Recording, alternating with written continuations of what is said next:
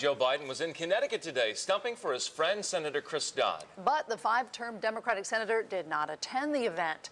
Chief political correspondent Mark Davis joins us from the Hartford newsroom with more on this. So what's going on, Mark? Good evening, Ann and Ted. Good evening, everyone from the Hartford newsroom.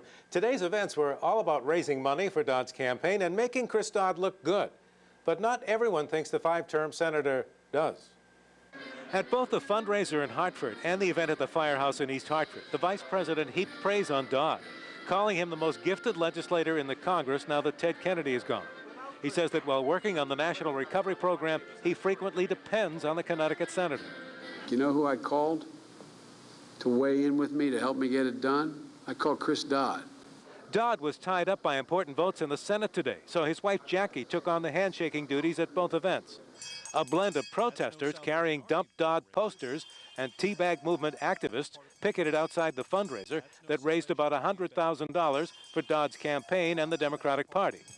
Biden announced a $3.4 million stimulus grant to East Hartford to build a new firehouse and said the Recovery Act, with Dodd's help, is working. To those who criticize us for doing this, I say, what would you do?